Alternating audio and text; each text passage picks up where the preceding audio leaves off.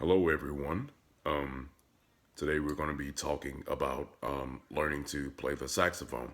So, first off, let's start off by saying don't play the saxophone, let the saxophone play you. So, that's actually a famous quote by the famous jazz artist known as Charlie Parker.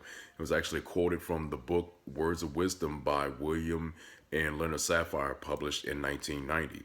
So playing the saxophone is actually a beautiful experience. It's more of a emotional instrument. Well, every instrument can be considered emotional, but I love the saxophone because it's extremely emotional with bending notes and just expressing yourself.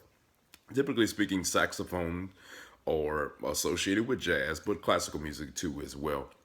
It's actually one of the few instruments that were actually invented. So, according to the Free Dictionary by Farlex, the saxophone was actually created by the Belgian instrument maker Adolphe Sax around 1840. So, learning to play the saxophone is actually pretty interesting, but I'm just going to break it down into a few short segments. So the first thing we're going to talk about is the parts of the saxophone, how to put it together, how to actually blow the saxophone. I won't get into fingerings just because that's a whole nother ball game and it will take way too long. And then quickly, I'm just going to finish by dissembling the saxophone too as well, and probably get a little bit playing into as well.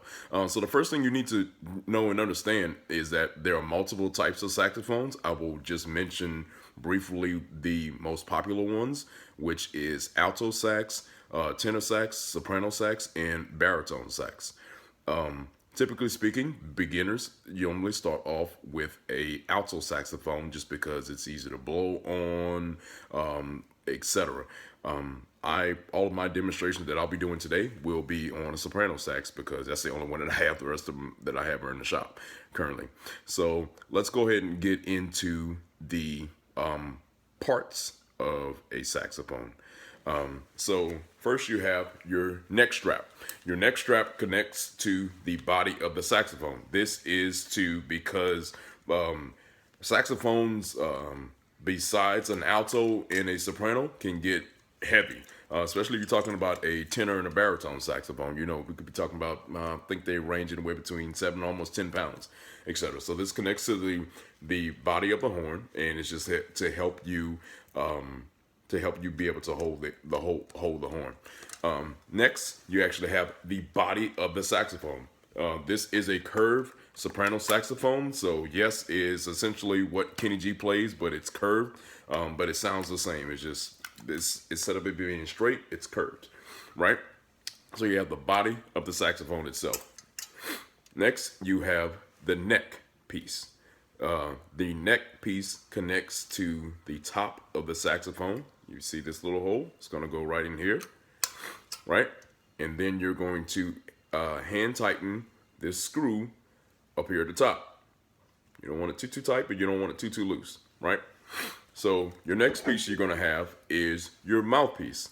My mouthpiece, if you notice, my mouthpiece is gold. This is a metal mouthpiece. This is normally used and associated with jazz. If you're a beginner and you're just starting out and you are playing classical music, and if you show up in a band hall with a metal mouthpiece, your band director is probably going to kick you out of the building and tell you to come back when you're taking him seriously. Typically speaking, metal mouthpieces are associated with jazz. So you have your mouthpiece. Next, you have your ligature. Your ligature is going to go on your mouthpiece as so. You want to put it maybe about in the middle, right? See where I got it at? Around about there, right? So the ligature is to hold the reed in place.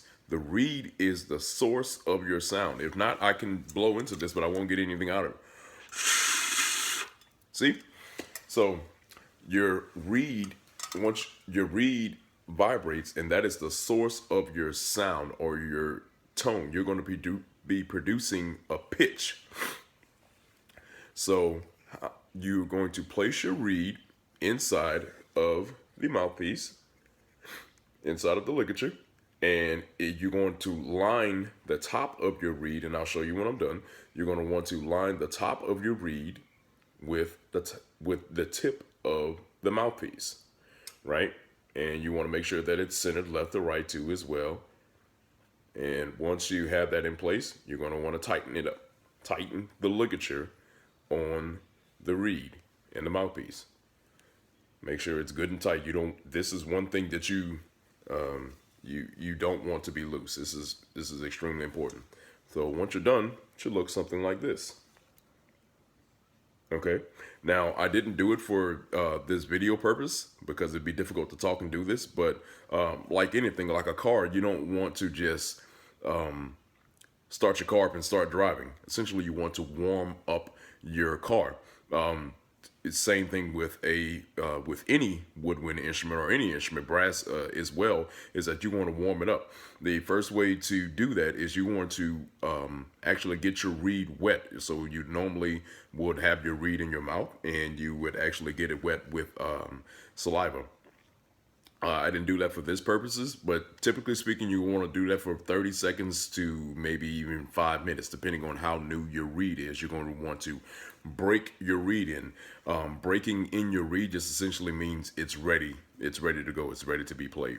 So once you've done all that, you're going to want to take your mouthpiece and slowly screw it down on the saxophone itself, right? So now that we've done all that, now our saxophone is together and it's ready to be played. So first thing I'm going to do, you need to know your fingerings. Your thumb goes there's going to be a thumb rest at the bottom of the horn. This kind of balances out and holds the weight of the saxophone together. So I can do this all day. Now let's start from the top of the left hand and work our way down. First, your index finger goes on what's known as the B key, or the first white key you see up at the top. And every finger from there just lands in place, right? It's faster for me to show it to you that way since I'm limited on time here. So B key, every finger just goes down from there. Now, the most important thing is your armature, the way your mouth goes on it. So what you want to do is you want to roll your bottom lip over your bottom teeth, and then you're going to want to place your top teeth over the mouthpiece. And once you do that, you want to make sure your corners are firm. Notice I was wiggling it, but it didn't move. You want to make sure your corners are firm. And then from there, you are going to want to blow. Now, I'm not going to get into fingerings because that's way too much. That's too much time. But essentially, after you've been playing for a while, you may sound something like this.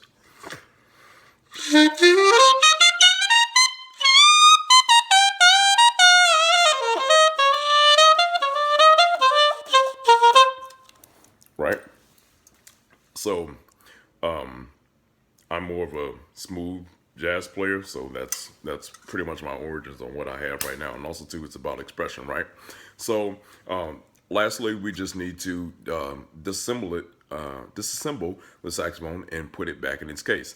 So, actually, as described in the in the book, The Art of Saxophone Playing by Larry Teal, keeping the instrument inside its case when it's not being used and wrapping the mouthpiece is actually essential for prolonging the life of the instrument. So to do that, you actually just do everything in reverse order. So just loosen up your ligature, remove your remove your reed, remove the ligature, remove the mouthpiece, take off your neck.